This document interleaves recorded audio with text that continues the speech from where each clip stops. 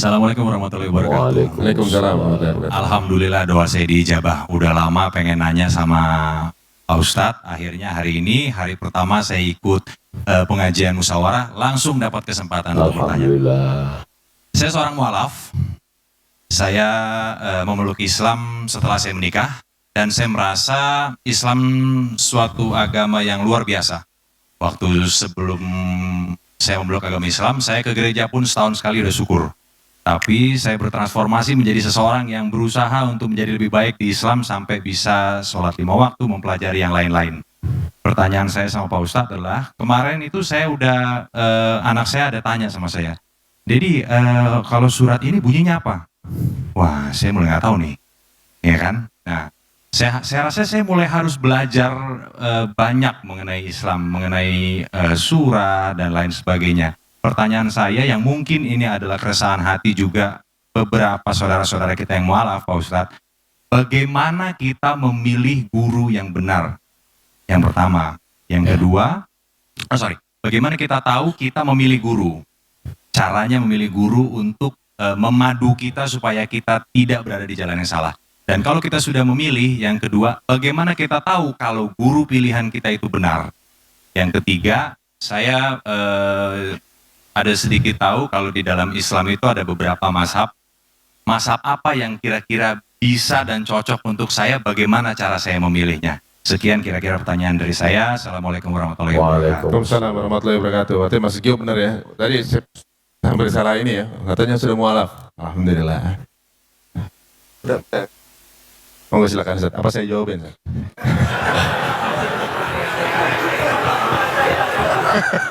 Afwan. Mas Gio, yang catatan amalnya masih bersih, ketika di hadapan Allah mungkin buku catatan dosa saya jauh lebih banyak. Oleh sebab itu jangan lupa doakan saya, doakan kami, doakan kita semua.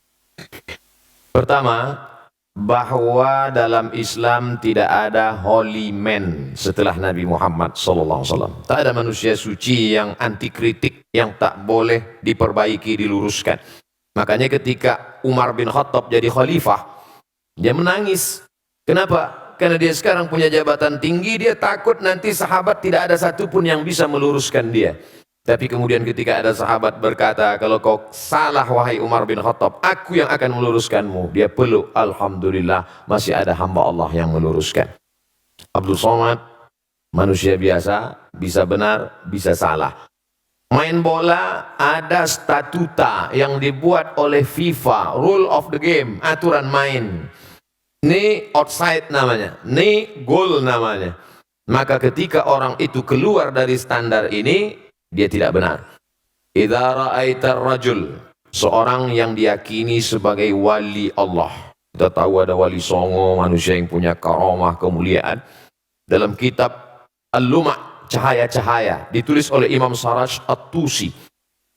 Kata seorang guru, ayo kita menjenguk wali Allah. Ini wali Allah hebat. Ayo. Sampai di dalam masjid, muridnya nanya, mana wali Allah? Itu yang ada di depan. Masya Allah, wali Allah. Gak berapa lama setelah itu, yang disangka wali Allah tadi meludah di dalam masjid. Kata gurunya, ayo kita tinggalkan. Ini wali setan. Kenapa? Karena perbuatannya bertentangan dengan syariat Islam, haram meludah dalam masjid. Jadi mesti ada aturan. Kalau tidak aturan nanti kacau balau. Jelas-jelas ini orang tidak benar. Ketemu di tempat maksiat, minum khamar, tetap juga digurukan. Tidak bisa. Itu siapa? Guru spiritual saya. Tapi dia minum khamar. Khamar yang kelihatan mata kita dia minum, itu sebenarnya kalau sudah sampai lehernya berubah jadi zam-zam. Benar.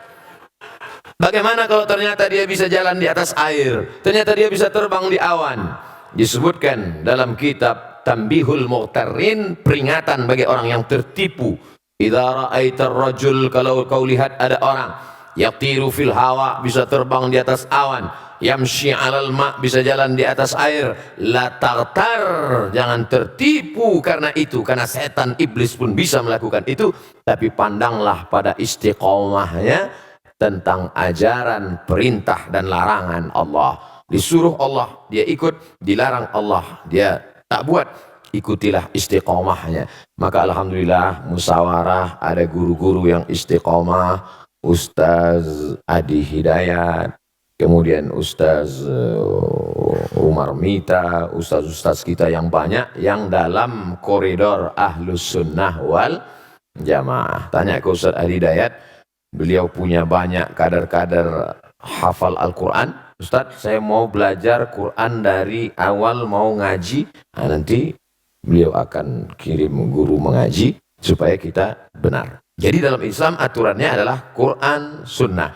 Tidak sesuai dengan Quran, menyalahi Sunnah, tidak ikut fatwa ulama Ahlu Sunnah wal Jamaah, maka dikeluarkan dari, ada kalanya SP1 sesat, surat peringatan yang salah sedikit sesat, tapi kalau fatal dia bisa menjadi kafir, keluar dari Islam. Na'udzubillah. Ini tentang masalah memilih guru. Standarnya Quran, Sunnah, dan mengikut ulama Ahlus Sunnah wal Jamaah. Berikutnya, mazhab apa yang saya ikut? Saya kasih sampel contoh bersentuhan laki-laki perempuan, wuduknya batal atau tidak batal. Aula mastumun nisa, kamu bersentuhan kulit dengan perempuan, batal atau tak batal? Menurut mazhab Hanafi tidak batal. Karena makna mastumun nisa bukan sentuhan kulit, tapi maaf jima. Kalau berhubungan kelamin baru batal. Kenapa bunyi ayatnya lamastumun nisa? Al-Quran bukan kitab porno, maka dia tidak mau sebut. Maka kiasan sentuhan kulit artinya jima baru batal. Kalau sentuhan kulit tidak batal menurut Hanafi. Malik bin Anas, mazhab Maliki, sentuhan kulit kalau bernafsu batal, kalau nggak nafsu nggak batal. Mazhab Syafi'i, asalkan sentuhan kulit, mau nafsu nggak nafsu tetap batal.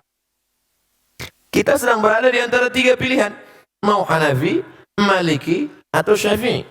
Ustadz pilih yang mana? Saya pilih mazhab Syafi'i. Oh, karena Ustadz tidak pernah belajar mazhab Maliki. Saya belajar di Maroko. Maroko 100% mazhab Maliki. Guru-guru saya di Darul Hadis, mazhabnya Maliki. Kenapa Ustadz tetap berpegang pada mazhab Syafi'i? Guru-guru saya sebelum berangkat dulu mazhabnya Syafi'i. Setelah saya pulang ke tengah komunitas masyarakat bermazhab Syafi'i. Dan ada satu analisa saya, ketika saya pakai mazhab Syafi'i, saya lebih tenang dalam kasus ini. Misalnya habis bersentuhan, habis itu saya sholat. Allahu Akbar. Datang setan menggoda. Wudukmu batal Abdul Somad. Tidak, aku sudah wuduk. Tapi andai saya pakai mazhab Maliki, wudukmu batal Abdul Somad. Tidak. Tadi kamu nafsu. Enggak. Ada dikit. Tapi saya tidak menyalahkan mazhab Maliki. Karena ketika saya salahkan mazhab Maliki, berarti saya menyalahkan guru-guru saya dulu. Selama masih dalam Ahlus Sunnah wal Jamaah. Tapi jangan gara-gara ngaji begini lalu semua benar. Kamu kenapa enggak sholat? Mari kita berlapang dada menerima perbedaan. Oh, nggak bisa. Ini antara sesama sholat tapi beda. Maka kata Syekh Yusuf Qardawi, sebenarnya orang awam dia nggak punya mazhab. Mazhabnya adalah mazhab gurunya. Apa mazhab gurunya? Ya itulah mazhab dia. Kebetulan saya berguru kepada guru-guru yang bermazhab Syafi'i, maka saya ikut mazhab Syafi'i. Andai dulu saya lahir di India, di sana mazhabnya Hanafi, mungkin saya sekarang mazhab Hanafi. Andai saya dulu orang Maroko, mungkin sekarang mazhab Maliki. Tapi kemudian setelah belajar dalam beberapa tidak secara keseluruhan tentang bayar zakat pakai uang misalnya. Dalam hal ini pakai mazhab Hanafi. Kalau mazhab Syafi'i mesti pakai beras. Lalu orang miskin dikasih beras numpuk. Akhirnya dia mau beli baju kan nggak mungkin pakai beras barter. Beras itu dijual juga. Akhirnya perlu uang juga. Kenapa nggak langsung aja pakai uang? Makanya Syekh Ali Jum'ah Mufti Mesir dalam kitab Al-Bayan lima yushghilul adhan mengatakan dalam masalah bayar zakat fitrah pakai uang, pakai mazhab Hanafi dan sebagian pendapat mazhab Syafi'i. Nah, jadi dalam hal ini kita berguru, ikut guru kita yang selamat dari syirik, yang selamat dari bid'ah dhalalah, yang selamat dari kesesatan, dan kita tenang beramal. Wallahu a'lam bishawab.